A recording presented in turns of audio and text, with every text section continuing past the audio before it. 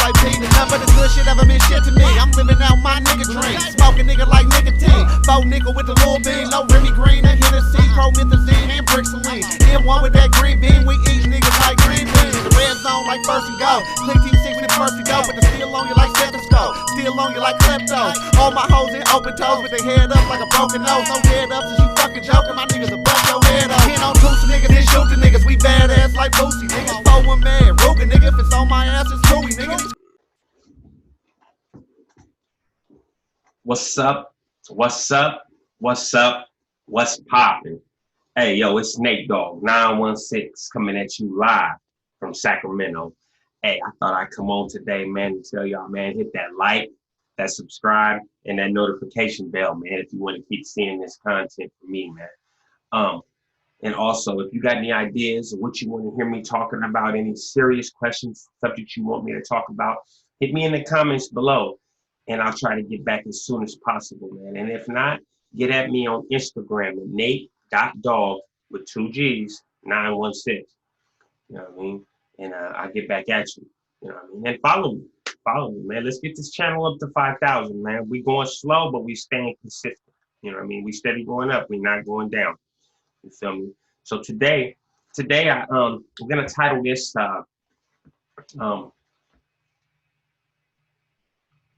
a line to the outside world. You know what I mean? Or a link to the outside world.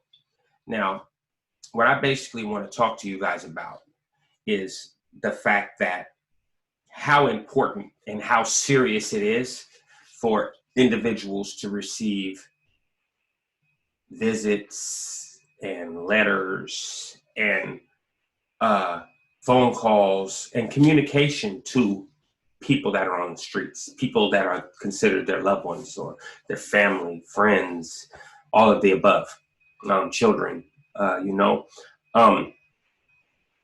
Here's the thing. When you're incarcerated, man, especially in a level 4 prison,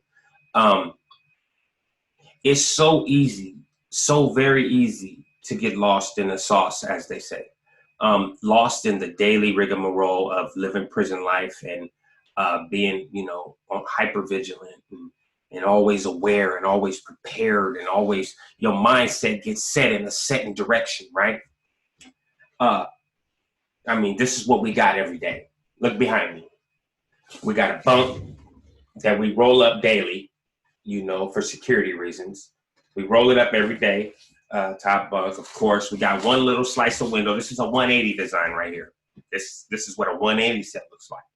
You know, we got one little table, one little stool with no back on it, a TV. I had a flat screen. I had that one too. That's a KTV right there. And obviously clear so they can see on the inside. And 2 little lockers for stuff to go inside. That's what we got. That's all we got. And right there, or right here, where you can't see, is where the toilet is. And my sink. You know what I mean? My kitchen / bathroom. That's all we got. You know, all we got all together is what can fit under that bed right there where you see it. What can fit under that bed? That's all we got as far as personal possessions and what can fit in those 2 lockers and under our lockers. You know, so this is our world. These walls.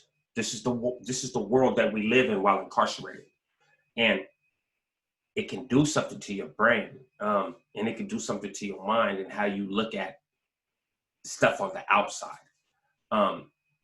Just imagine, you know, being locked, go in your bathroom in your house and close the door and just sit there and just imagine being secluded to that for years upon years upon years.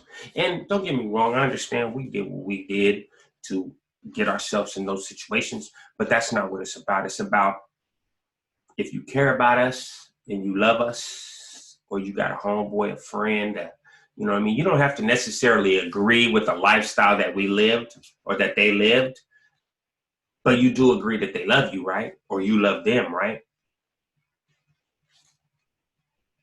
Think about that for a second, you know? So that little letter, that link to the outside, that visit, maybe even if it's just one visit in a year, they gonna remember it. They gonna remember it, you know, even if it's just one letter. but maybe a money order. You know, people think, oh, they just want money in there. That's all they want. Well, think about it. I mean, the one of the best jobs that's not vocation in there, you get $50 a month to survive on. That's rough. I mean, I've done it. I can do it, but it's rough. And those individuals that are trying to just do their time and come home and not get in any trouble, it's real hard for them because they're not trying to do no hustling. They're not trying to do nothing. They're just trying to do their time, go to the yard, go to school, go to job, whatever they got going on, and go home. So those people, and if you want to encourage your people to not be in trouble while incarcerated, other than the violence that, of course, is part of prison society, send them $20 here and there, man. You know, $20 can get them a couple cases of soups, man. At least I think, I don't know what the prices is now, but back in when I was there, you can get like 4 cases of soups for $20 almost. You know, 4 cases of soups. That's a lot of soups, man. That's a lot of soups if you only eating a soup a day. And a smart person is going to shop smart. You know, if you only got $20, you're going to buy all soups. All soups. You know what I mean? Because, and when I say soups, I'm talking about top ramen. So don't think, oh, my little $20 can't do nothing, so I'm not going to send it. Yeah, send it. Send it. And if he got restitution, tell him to find somebody or tell her to find somebody that don't got restitution and send it to them. So they can get every penny of that. All right? Subvert the system on that point. But it's like those letters, like getting those letters sliding under the door, because, you know, that's what they do mail call. They slide the mail under the door. Jackson, yeah. Bomb. Last 2. 1, 2. All right. You know, slide on the door, seeing that mail. And just that walk from that bunk behind me to that door, it's like, oh, who wrote me? You know, it's just like, oh, damn, somebody in my family, you know, or somebody who gives a crap about me, and to some measure, decided to write me. And I know a lot of people out here in society, they like to think that, oh, all people in prison do is manipulate for money or manipulate for this or manipulate for that. It's like, I understand your point. I understand what you're saying, but you got to understand the confines and the environment that we're stuck in. We have no way to provide for ourselves, really, you know. And once again, I know we put ourselves in the situations we put ourselves in, of course, but we have no way to provide for ourselves. You can get up right now and walk to your cabinet in your kitchen. Open it up, get something to eat. If I don't have food in my cell, if I don't have money on my books, if I don't have the lightweight amenities like a television, a hot pot to cook my food, a bowl you have to buy, a spoon. If you want a spoon that 50 people ain't used, you got to buy a spoon at the store. You know what I mean? It's like, these are amenities that, you know, other than that, you get what you see behind me minus the TV. You get your state blues and a Mac. That's it. The state's not giving you nothing. You know, yeah, they give you 3 meals a day. Yep. You can't live off 3 meals a day. You know, you can't. You can, but come on, man. Look out for your people, man. Look out for your people. Write them a letter. Let them know you love him and you miss him, or her, or, you know, whoever it may be. Let them know that y'all miss them.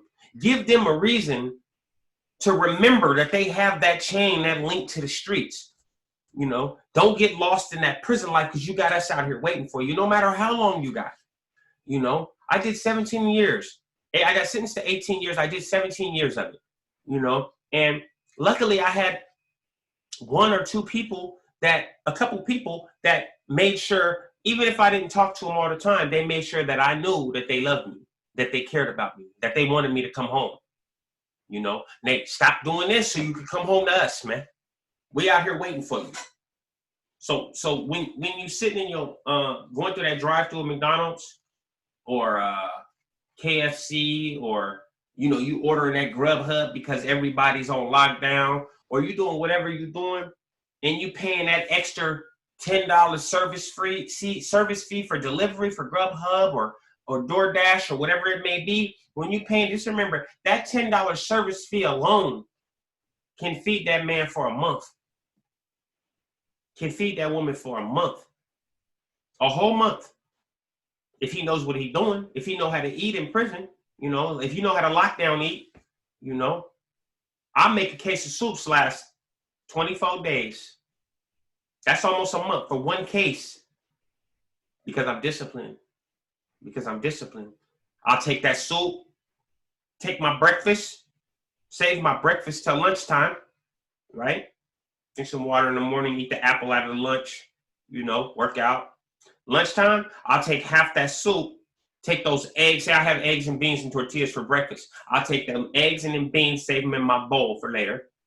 Later, I'll take half that soup, pop, heat it up, cook it, throw it in the bowl with the beans and the eggs, mix it up, throw that season pack on there, little seasons, whatever I got. Grab them tortillas. I got 2 burritos for my lunch. Or even more so, if I want, I have a burrito for lunch and a burrito for dinner with half a soup. Or I can eat that if I'm that hungry. Wait till dinner time. Take that other half of soup, whatever meat they bring with the dinner. Break that up. Grab the vegetables. Eat the salad at dinner time. Eat that salad. Boom. And hook me up a little half a bowl, little half a soup with whatever meat and stuff comes off the tray. Because a lot of that stuff be trash. You know what I mean? Cut up the lunch meat from lunch and throw that in there with the meat that came with the dinner tray. Now you got a bowl of food. And they're gonna bring you bread on your tray, so eat it with eat food sandwiches, spread sandwiches, you know? And that's how you can make one soup last you a whole day. You know, we gotta use the resources that we have in there. But if we don't have that, soup is like a filler. You know, it gets in your stomach and it blows up and makes you more full, you know, and drink a lot of water, you know, eat less of that soft pack because you don't want that sodium in you. But just think that something that small can help somebody in prison, you know, accepting a phone call. Put $20 on your phone. Tell him call me once a week. Once a week. That $20 will last you a month. A whole month. 1 month for $20 again. Like I said, $20 can feed him for a month if you eat it right. $20 can get him 4 phone calls once a week.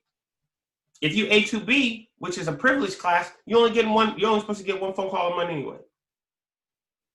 4 phone calls, 1 phone call a week will make somebody who gets no phone calls at all change their whole attitude. Just knowing they get to call and talk to their people. You know what I mean? Here, I love you on the other side. Here, hi, uncle on the other side. Here, hi, dad. You know what I mean? Hi, brother. You know what I mean? Whatever it may be, to be able to hear that on the other side of that line, we feel it in here.